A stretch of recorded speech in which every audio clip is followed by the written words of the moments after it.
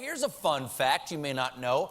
America has got a $19 trillion debt that is growing by $3.8 billion every day. That's money our grandchildren are going to have to pay back by selling their beach homes in Antarctica. Finally, though, someone's taking action to reduce the debt, and that brings us to tonight's word. Debt offensive. Now, one of the big reasons we're so broke is that the wars in Iraq and Afghanistan cost an estimated $4.8 trillion. That's a lot of money. And the Pentagon knows how they're going to get some of that money back, because thousands of California soldiers are being forced to repay their enlistment bonuses after going to war. Yeah. And it gets better. You see, back when the government needed more soldiers to fight in Iraq, the California National Guard held huge seminars where they offered bonuses of $15,000 or more to re-enlist and go to war. Here's the thing. The Guard was so desperate for troops that they offered the money before they checked whether individual soldiers were eligible for it.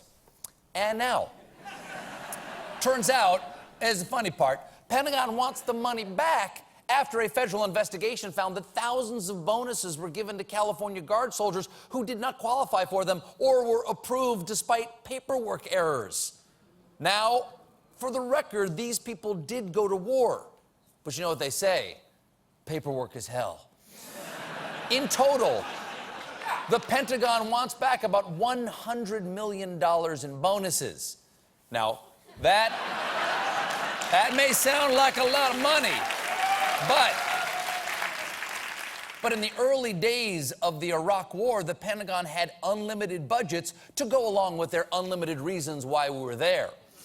Now, one of the really fun ways they bankrupted us back then was the nearly $12 billion in shrink-wrapped 100s that they loaded onto C-17s and flew to Baghdad. It's hard to believe. Luckily, there's a picture of it. Now, there's an urban myth that the $12 billion disappeared days after arriving. That's not true. They only lost $9 billion. I don't know how. Now, not only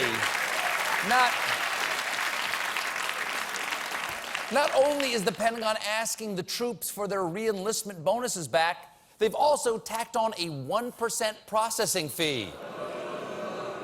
Congratulations, military. You've somehow made me feel good about my credit card company. Now, here's what I don't get. The troops signed a contract, and they kept their end of the bargain. They went to war. A war that both presidential candidates now say was a mistake, even though they both supported it at the time. And when the troops got home, we exposed the troops to predatory lending, allowed them to be ripped off by fake online universities, and made them wait years to go to overcrowded VA hospitals. And now, the pièce de résistance, the turd on the sundae, is we're bankrupting them to pay back the bonuses that we promised. Once again, the troops get screwed. Today, Secretary of Defense Ash Carter announced a plan to suspend collection of these debts until a better system of appeals is put into effect. But, he added, at the same time, it will respect our important obligation to the taxpayer. Oh, good. Because what really upset taxpayers about Iraq was the part where we paid our soldiers what we promised. No WMDs? That's an honest mistake. A private doesn't fill out his paperwork? We will chase you to the gates of hell. To be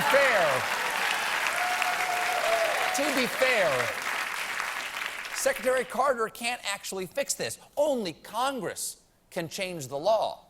And leaders in Congress say they are prepared to take prompt action, even though they've known for at least 2 years about Pentagon efforts to take back bonuses from veterans. So come on, Congress. 2 years? It should be easy to forget the troops' debt, because we have apparently forgotten the debt we owe them. And that's the word. We'll be right back with Joel McHale.